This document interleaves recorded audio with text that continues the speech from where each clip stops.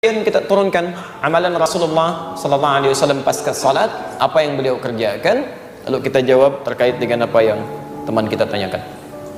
Pertama, seperti tadi kita uraikan dalam menjawab pertanyaan kawan kita yang pertama, amalan Nabi sallallahu alaihi wasallam pasca salat adalah sesuai dengan ketentuan Al-Qur'an di surah keempat An-Nisa ayat 103, kan?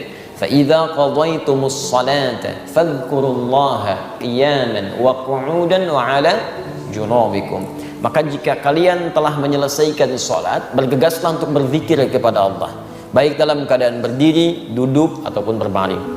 Bagaimana cara mengamalkan zikir ini? Karena kalimat di Qur'annya masih umum, zikir aja, ya? Kalau tidak dijelaskan bagaimana caranya, kita akan kebingungan. Apa Anda kemudian duduk, zikir, kan tidak, ya? Harus ada amalan yang jelas yang bisa kita kerjakan. Maka diberikan bentangan pilihan oleh Al-Quran. Semua amalan yang menjadikan kita ingat dengan Allah itu disebut dengan zikir. Saya ulang, semua amalan yang menjadikan kita ingat dengan Allah, tersambung dengan Allah, disebut dengan apa? Zikir. Misal, membaca Al-Quran itu bagian dari zikir. Karena Quran sendiri disebut dengan zikir. Quran surah ke-15 Al-Hijr ayat ke-9, posisi paling kanan di pertengahan. Inna nahnu nazzalna dzikra wa inna lahu lahafizun. Sungguh kami telah turunkan Al-Quran sebagai zikir. Jadi kalau Anda sedang baca Al-Quran, Anda sedang zikir itu. Ya, jelas di sini? Tayyib. Menghafal Quran itu bagian dari zikir. Maka disebutkan 4 kali di Quran surah 54 Al-Qamar ayat 17, ayat 22, ayat 32, ayat ke-40. Walaqad yassarnal Qur'ana lidzikri fahal mim muddakir. Dan sungguh kami telah mudahkan Al-Quran digunakan sebagai zikir. Diingat, dihafalkan. Jadi menghafal Quran disebut dengan zikir. Jadi kalau Anda sedang menghafal Quran, itu pun Anda sedang berzikir di situ. Jelas di sini? Salat itu disebut sebagai zikir. Quran surah ke-20 Thaha ayat ke-14. Wa aqimis salata li dzikri. Tunaikan salat sebagai zikir kepadaku, kata Allah. Jadi ketika Anda sedang salat, itu adalah bagian dari zikir. Ya. Berdoa termasuk istighfar, bagian dari zikir. Ya, Quran surah kedua Al-Baqarah ayat 152, posisi paling kanan sebelah bawah. Saya belum tuliskan tadi. Ya, fadhkuruni adzkurkum.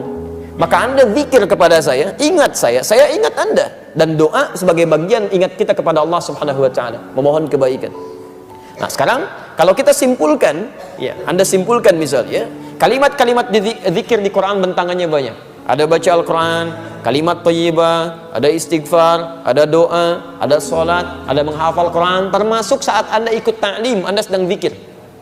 Karena saat Anda mengikuti ta'lim, Anda ingat dengan Allah Subhanahu wa ta'ala. Makanya mohon maaf ya, ta'lim yang baik itu bukan hanya mengajarkan materi yang Anda ketahui, bukan itu yang diinginkan. Ta'lim yang baik itu diisyaratkan oleh Quran adalah ta'lim yang bisa mengangkat iman Anda lebih dekat dengan Allah Subhanahu wa ta'ala. Itu ada di Quran surah 58 ayat ke-11, posisi paling kanan sebelah bawah. Ya. Makanya ketika disebutkan di Quran, ya ayyuhalladzina amanu, dibuka dengan kata iman. Hei orang-orang telah menyatakan dirinya beriman kepada Allah. Idza qila lakum tafassahu fil majalis, jika diinformasikan pada Anda, dikatakan luaskan majlis. Ya. Majlis itu asalnya dari kata jalasa, berpindah dari posisi rendah ke posisi tinggi. Kalau Anda duduk di bawah, saya katakan fadhal ijlis, silahkan duduk. Itu bukan cuma duduk, tapi maksudnya pindah ke tempat yang lebih tinggi. Tempatnya disebut dengan majlis, jamaknya disebut dengan majalis. Kalimat majalis di sini disandingkan dengan menuntut ilmu, diawali dengan kata iman. Kata para ulama seakan-akan melukiskan kesan bahwa tempat menuntut ilmu yang baik itu bukan sekedar Anda datang, tapi tempat yang menjadikan Anda, perangkat keimanan Anda lebih dekat dengan Allah Subhanahu wa taala. Jadi kalau Anda menuntut ilmu, belajar dengan siapapun, iman Anda tidak meningkat, pengetahuan agama Anda tidak bertambah, ada yang salah di majlis itu. Makanya di ujung ayatnya dikatakan, yarfa'illahu alladhina amanu minkum walladhina utul ilma darajat. Orang-orang yang belajar seperti ini, imannya akan diangkat oleh Allah, plus pengetahuannya akan bertambah. Silakan antum cek. Kalau antum masuk ke majlis ilmu yang seperti ini, pengetahuan Anda pasti nambah. Salat Anda bukan cuma sekedar bertakbir, tapi paham kenapa saya mesti bertakbir, bagaimana cara saya bertakbir, apa bacaan yang saya bacakan. Kemudian Anda menjadi lebih dekat dengan Allah. Sebelumnya cuma salat fardu, sekarang pengennya di masjid. Sebelumnya fokusnya yang berjamaah fardu saja, sekarang kehilangan sunnah, sudah nggak nyaman. Dulu ketinggalan fardu Anda biasa-biasa saja, sekarang ketinggalan salat sunnah, sudah nggak enak Anda. Itu ta'lim yang bagus. Itu yang disebut dengan zikir. Disebutkan di Quran surah ke-9 misalnya 122, posisi paling kiri sebelah bawah. Itu sebanding amalannya dengan orang jihad itu. Nah, jadi dari semua amalan-amalan ini pasca sholat, apa yang dikerjakan oleh Nabi?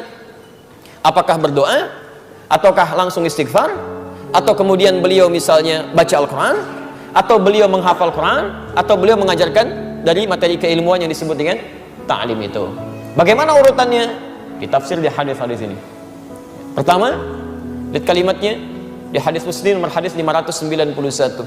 Begitu beliau selesai menunaikan salat, salam ke kanan dan ke kiri, zikir pertama yang dilakukan oleh beliau adalah istighfar 3 kali. Astaghfirullahaladzim, astaghfirullahaladzim, astaghfirullahaladzim. Dan menyambungkan Allahumma antas salam wa minkas salam tabarakta ya dzal jalali wal ikram. Selanjutnya di hadis Muslim nomor hadis 593, la ilaha illallah lahu la syarika lah, lahul mulku wa lahul hamdu wa huwa ala kulli syai'in qadir. Selanjutnya di hadis riwayat Muslim nomor hadis 597, Anda mulai bacakan subhanallah, subhanallah, subhanallah 33 kali, alhamdulillah, alhamdulillah, alhamdulillah 33 kali, Allahu akbar, Allahu akbar, Allahu akbar 33 kali. Selanjutnya Anda bisa bacakan ayat kursi, ya. Ayat kursi Al-Baqarah 255, posisi paling kiri di pertengahan. Allahu la ilaha illa huwal hayyul qayyum. Selanjutnya Anda bacakan surah Al-Ikhlas, ya, kemudian Al-Falaq, kemudian An-Nas. Setelah itu Anda berdoa kepada Allah Subhanahu wa taala. Doanya bahkan langsung disebutkan dan kami tuliskan. Ya, ada di Ibnu Majah nomor hadis 925. Yang Al-Ikhlas, Al-Falaq, An-Nas di Abu Daud nomor hadis 1523, yang Ibnu Majah nomor hadis 925 itu doa Nabi yang dilakukan setelah selesai zikir yang tadi itu. Kalimatnya, Allahumma inni as'aluka ilman nafi'a wa rizqan tayyiba wa amalan mutaqabbala. Ya Allah, saya sangat berharap ya Allah, semoga Engkau berikan kepada hamba ilmu yang bermanfaat, rizki yang baik ya Allah, yang berkah, dan mohon jadikan amal-amal hamba yang telah hamba kerjakan diterima olehmu ya Rabbal Alamin.